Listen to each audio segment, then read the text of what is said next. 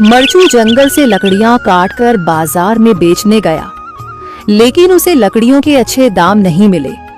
इस पर मरचू ने कहा, अरे भैया, इतने कम पैसे? इन पैसों में तो 2 वक्त का खाना भी नहीं मिलेगा। आप मुझे बहुत ही कम पैसे देते हैं। मैं इतनी मेहनत से लकड़ियां काट कर आता हूँ, लेकिन उनके पैसे मुझे बहुत कम मिलते हैं। भैया, तुम्हारी लकड़ियां होती ही इतनी कमजोर हैं कि मैं इससे ज्यादा पैसे नहीं दे सकता। तुम्हारी लकड़ियों के बस इतने ही पैसे बनते हैं। अरे भैया, कुछ ज्यादा कर दो ना। वो क्या है ना कि इन पैसों का तो कुछ भी नहीं आता। मैं अपनी जिंदगी कैसे गुजारूंगा? भैया, तुम जाकर अच्छी लकड़ियां लाओ, तभी इन लकड़ियों का अच्छा दाम मिल पाएगा, वरना इन लकड़ियों का तो यही दाम है। ये सुनकर मरचू बहुत ज्यादा परेशान हो गया और पैसे लेकर किराने की दुकान से सामान खरीदकर घर आ गया। घर पहुंचते ही मरचू की पत्नी सीता ने कहा, अरे जी, सामान ले आए आप? हाँ जी, सामान ले आया हूँ। सीता के चेहरे पर खुशी छा जाती है, लेकिन जब उसने सामान देखा, जी, इसमें तो बहुत थोड़ा सामान है। हाँ सीता, मुझे पता है कि यह सामान बहुत थोड़ा है, लेकिन मैं क्या करूं? मेरे पास जितने पैसे थे, मैं उतने का ही सामान लेकर आ गया हूँ। इस तरह हमारा गुजारा कैसे हो पाएगा जी?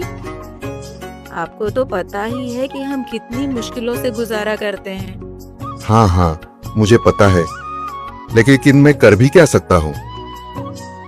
मेरे पास इतने पैसे ही नहीं कि हम एक अच्छी जिंदगी गुजार सकें। इतनी मेहनत कर रहा हूँ, लेकिन फिर भी मेहनत का फल नहीं मिल रहा।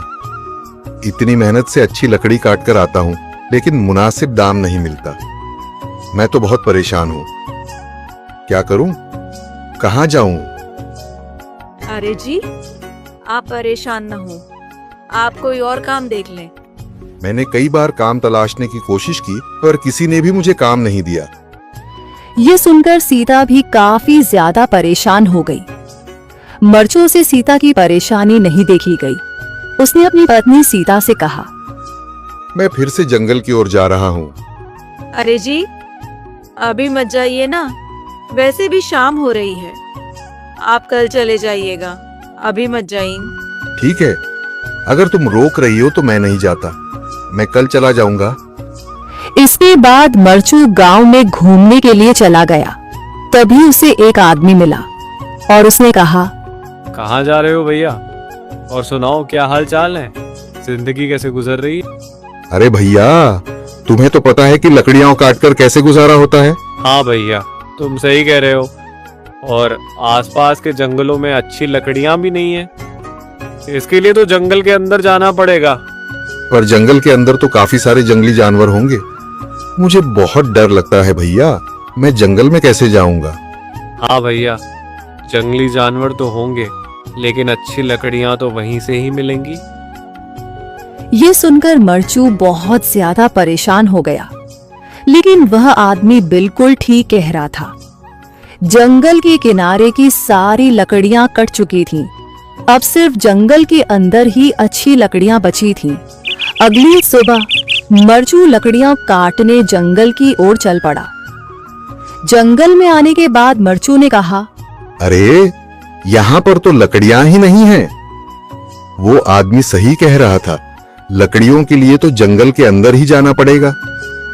और जंगल के अंदर जाना क्या सही रहेगा? मुझे तो बहुत डर लग रहा है, क्योंकि वहां पर तो काफी सारे जंगली जानवर होंगे जो खतरनाक होंगे।